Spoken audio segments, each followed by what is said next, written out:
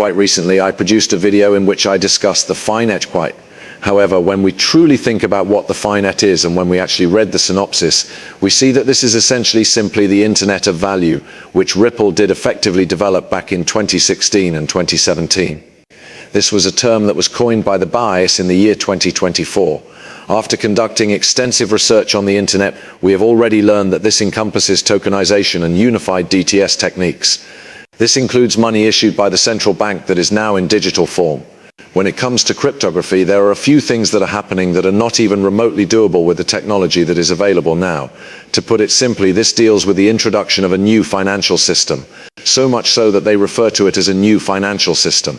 And the most incredible thing about this is that Ripple is a corporation that, after analyzing the flow of money, came to the conclusion that, hey, we need to fix that. And this is something that they have been doing for well over a decade. So now that the bias is on board with this, and now that even governments are openly embracing digital assets and digital currencies and even stablecoin projects, tokenization initiatives, it's so comical to look back in time, right? In other words, if we actually think about Ripple and XRP, beginning around the year 2017, a lot of people believed that Ripple and XRP were going to become the next financial system. Even in this day and age, there are still a great number of individuals who believe that Ripple and XRP are the next financial system. Having said that, I believe that to be a statement that encompasses a wide range of topics. I believe that Ripple and XRP have an important part to play in the new financial system that is being implemented. However, if we take a closer look at the papers that are available on the internet, for instance, we are aware that this is going to be a revolution that involves several chains. It is common knowledge that this will be connected to a number of other cryptocurrency initiatives. The fact that it is going to be tapped into, anything that connects all of these to one network is something that we are aware of. With that in mind, it is going to be a network of networks, and we are aware that this is going to be the way that it is going to function. It is true that Ripple and XRP are, as you may already be aware, components of the future financial system. Despite the fact that they are likely to play a significant part in this situation, I do not believe that they are particularly the new financial system. But I wanted to bring this up again because I wanted to show you guys this picture which depicted the impending reset of the world monetary system. I wanted to share it with you because I have included this image on several occasions. You are quite familiar with it if you have been following the channel for a considerable amount of time due to the fact that I have included it. The reason I felt it was important to bring this up is because of the current situation that we are experiencing with regard to gold. On an almost daily basis, we come across some fresh news about gold products. And this new system that we're really kind of looking at, and the reason why we see so much gold collection from central banks, is the way that I really kind of foresee that the overall system that we're kind of going into being built out, right? Gold serves as the underpinning for this.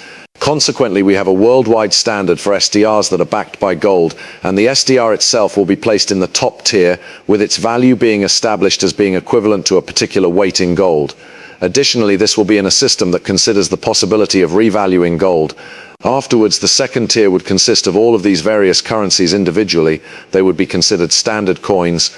As of today, we are aware that the United States government has prohibited the use of central bank digital currencies, or at the very least the phrase CBDC. On the other hand, stablecoins are quite okay, right? Despite the fact that the only distinction between a stablecoin and a CBDC is that the former is a bank-issued stable currency, while the latter is a stablecoin issued by a central bank to the public. Essentially, a CBDC is nothing more than its most basic form. Known as a CBDC, a stablecoin is one that is distributed by a central bank. If someone were to ask what exactly is a digital currency issued by a central bank, it is a stablecoin that is generated by the central bank according to what you have said.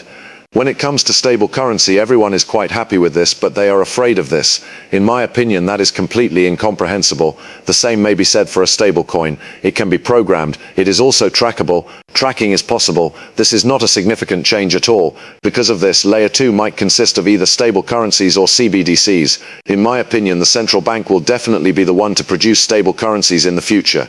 So in other words, they will be CBDCs. Moreover, when we take a look at this area using XRP and Ripple, is it correct? The definition of XRP would be the same as that of the local currencies, which would be a predetermined number of SDRs. all of them will be supported in this manner. And then we will have XRP serve as the bridge between digital currencies issued by central banks, which often do not have the ability to interact with one another. This continues to take place even in the present day. Do you agree? A discussion was held on all of the stable currency efforts that are going to launch on the XRP ledger. There is no doubt that this is feasible. We already have stable currencies that are backed by the United States dollar on the XRP ledger. On the XRP ledger, stable currencies that are backed by euros. The XRP ledger does not yet have a yen, and there is not even a Chinese stable currency at this time. We are aware that the XRP ledger will soon be able to accommodate a digital pound. There has been a lot of discussion around it. It has also been alluded to in the past. Well, we do have a few additional stable currencies, if you must know. As far as I am aware, the Australian digital dollars are either already on the XRP ledger or are on their way to joining the XRP ledger. Although I am missing one, there is also a real from Brazil that is included in the collection. To clarify, I am referring to the fact that the XRP blockchain is witnessing the creation of a multitude of stable currency. Basically, it's the process of putting together this backing structure. As I mentioned before, the answer is that it is not solely reliant on the XRP ledger. At this time, we are aware that Ethereum has stable currencies.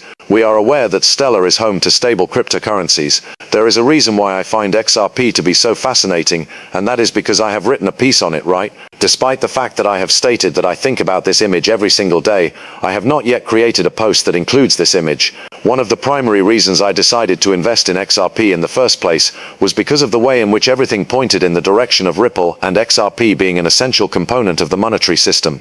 Now, we are aware of how near we are to implementing this new system. There are currently global asset management businesses that have assets worth more than $10 trillion, and the tokenization of billions of dollars as assets under management is only the beginning.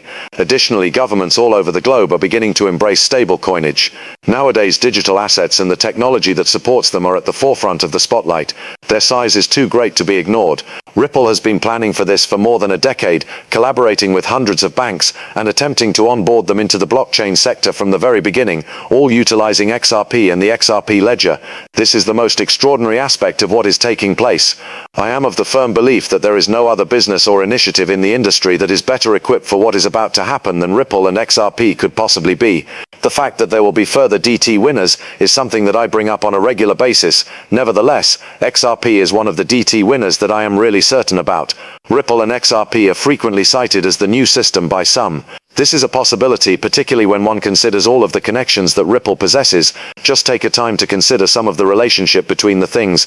The BIS, which is a member of the CPMI group, the ISDA, which they are integrated into, and the ISDA, which is, as you may know, an organization that deals with derivatives, as Volante Thunra. For the sake of reference, these are only a handful of the organizations and key infrastructure actors that are connected. On their own, Acentra and FINRA have more than 17,000 institutional clients connected. Quick possesses 11,000. I didn't even attempt to highlight the more than 100 confirmed financial agreements or the acquisitions that made it possible to have even more exposure to institutions. Furthermore, as I have stated previously, I am of the firm belief that there is no other business that is better prepared for what is to come. Regarding this matter, we are well aware of the significance of XRP and XRPL. To add insult to injury, this is precisely the reason why I believe that Ripple and XRP are going to become an essential component of this system. At the end of the day, I believe that what we will finally see with regard to XRP and Ripple is that Ripple will be responsible for managing a particular percentage of cross-border payments that are all pushed through the XRP ledger. XRP will serve as the gas token on the XRP ledger, while stable currencies will be used to settle and settle out transactions. XRP will also function as a bridge currency, which simply implies that the demand for XRP and the amount of transactions that take place via it on a daily basis will be quite high. It is going to be enormous.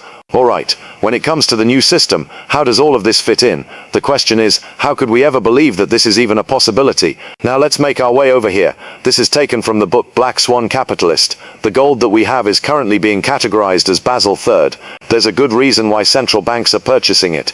It is no longer only a hedge after all. Essentially, it is the base